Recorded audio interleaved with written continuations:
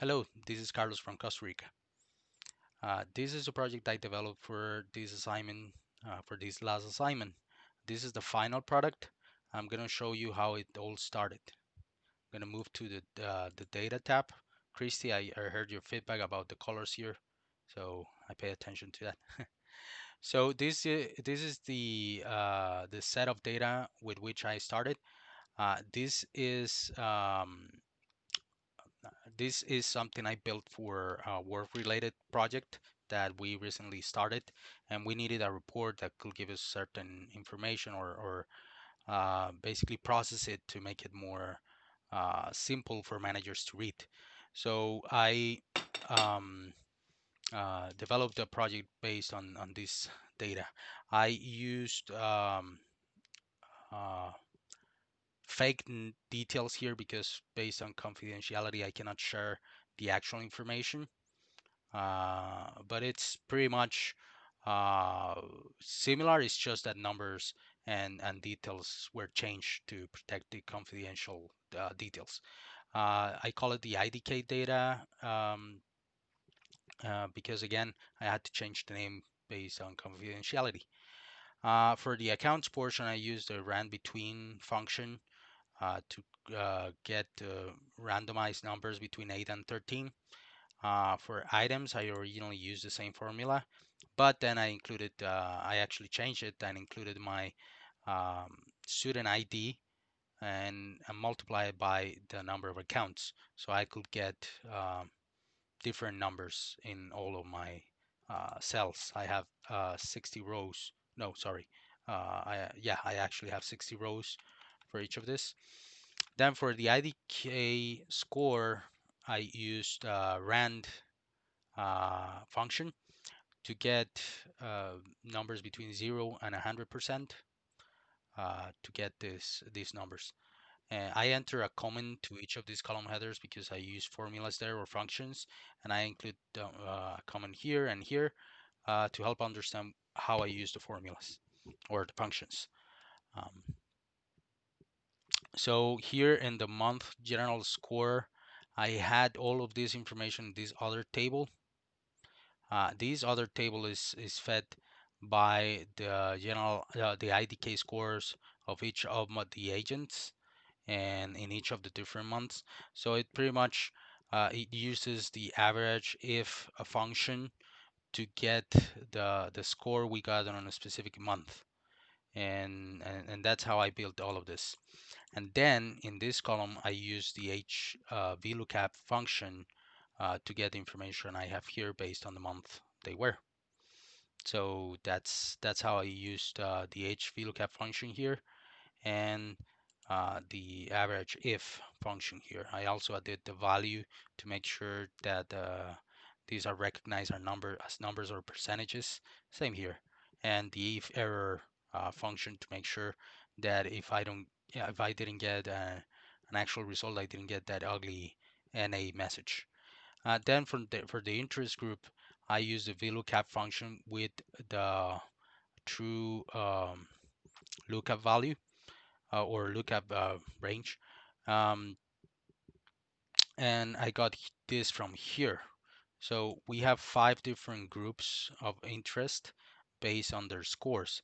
So we are most interested in these 2 groups, the G1 and G2, because these are the ones with the lowest scores, and we need to work with them to help them achieve the target, which is about 60%. So we wanted to be able to recognize in which group each of the agents were in each specific month to see if they're progressing or not. And then we have these 2 other groups, which are, well, 3 groups. These are the ones that this is where we want them to be. And if they're above that, we're interested in them because we want to know what they're doing that it's making them so successful. So that's how I use the HVLOOKUP function here. Oh, sorry, the VLOOKUP function with the true lookup value. Okay. Then from here, I built this other tab with this information. I'm sorry, it shouldn't show like that. It should show everything. This is interconnected, so that's why. So this is showing me all the information for each of the agents, their IDK score for each of the month, and I use this to build this dashboard. So I'm gonna move to the dashboard tab. I'm gonna select one because that looks terrible.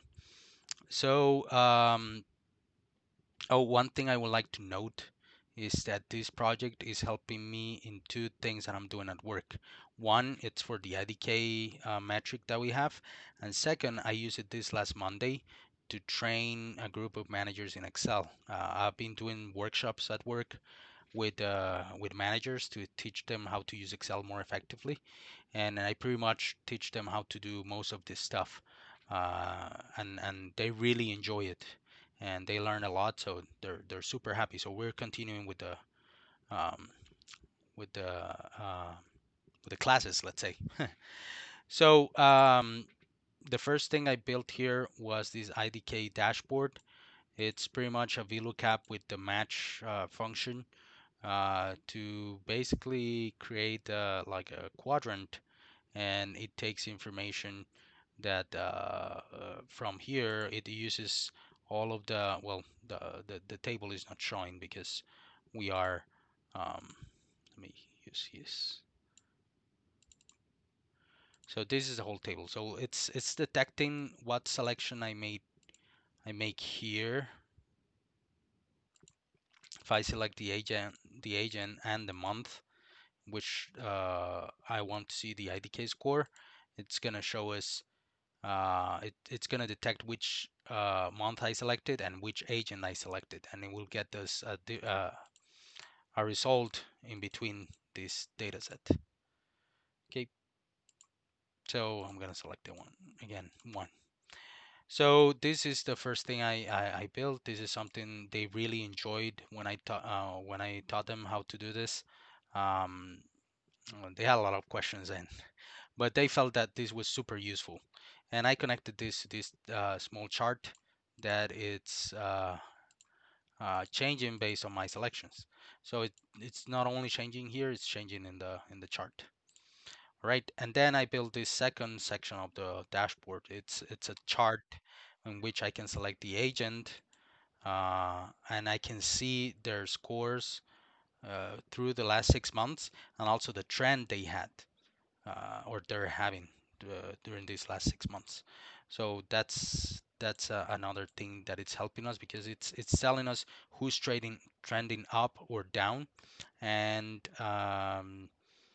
and like for instance, there is interest in this agent to understand what's happening and what he trending down. Now he's kind of recovering, but there is still interest in this guy. We have a lot of interest in this individual because we want to understand what's helping, what's actually affecting his performance here. And in this slicer, I removed the header so that the user it's only selecting one option to avoid having this ugly mess here when you select multiple options. It's actually not helpful to have multiple selections as we are looking into this uh, by individual. We don't need to see them by groups. We see that here. So yeah, so that's for this section. And this last section, it's connected to a pivot table, and the pivot table is connected to this chart and these two um, um, slicers. This is based on what I told you about the different groups of interest we have.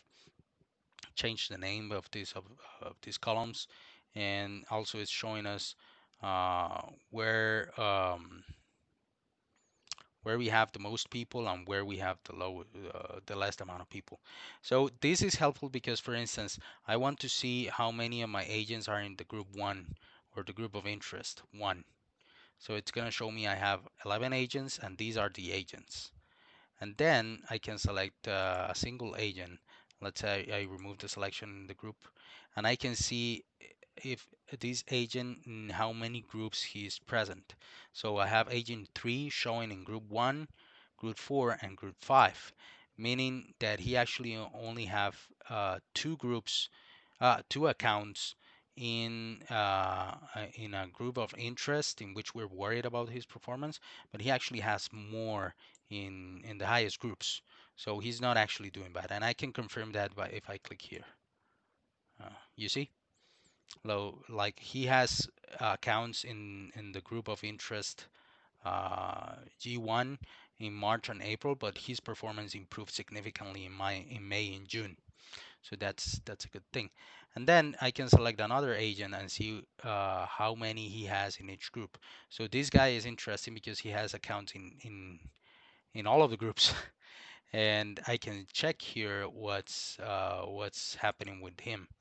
So I can see that yes, his performance is trending down. He's out of 6 months, he met the target only in January, and he hasn't met the targets ever since. He's trending up since April, but it's still in my group of interest because we're not getting where we want to. So again, this is useful for the managers to understand what's happening and to dive deep in the information. Sorry if the recording is long. So yeah, I can remove the selection here and I can review it by groups. Um, I can see how many agents I have there or which agents, and I can dive deep in each of the agents. I enter instructions on how to use this dashboard, and below I present a set of recommendations based on my analysis after I completed the tool.